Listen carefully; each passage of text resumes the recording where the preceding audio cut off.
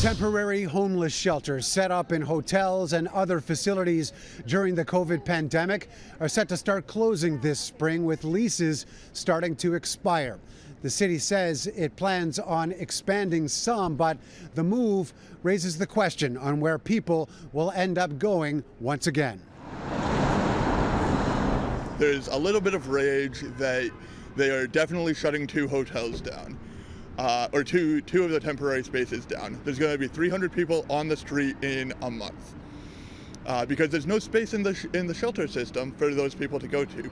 8 years on Toronto streets, and Gru, as he likes to be known, doesn't want to go back. He and thousands of others without a place to live were given the shelter they needed in temporary spaces during this pandemic. But setups at the Better Living Centre and an old Days Inn hotel on Queen Street East will be closing in the next couple of months. The problem here is that where are you going to put people? If you are eliminating spaces in the shelter system, where are you recreating new space? And the issue is that there is no good plan to do that. 231 beds at those 2 sites will no longer be available. The city has also said up to 3 more of the shelter hotel sites could also be decommissioned by the end of this year.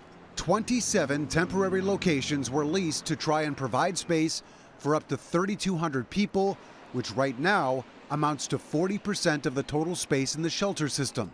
We are looking at the base shelter system to see where we could increase some of the bed capacity when conditions and guidelines for congregate settings change in the future. So we'll continue to work with public health on that. City staff are proposing the leases on other sites be extended until the end of 2022.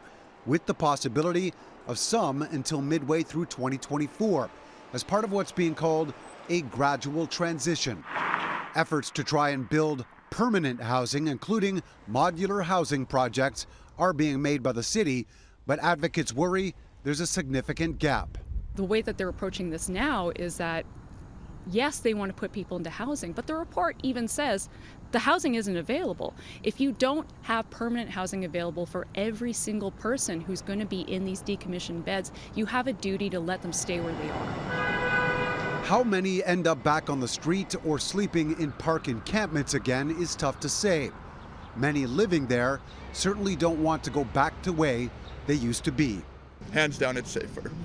Our shelter system is an absolute wreck. It is violent. It is filthy. It is generally disease-ridden. Over the next year, city staff will be assessing shelter demand and any progress being made on permanent housing being built. City Council will debate the matter when it meets again in April. For City News, I'm Mark McAllister.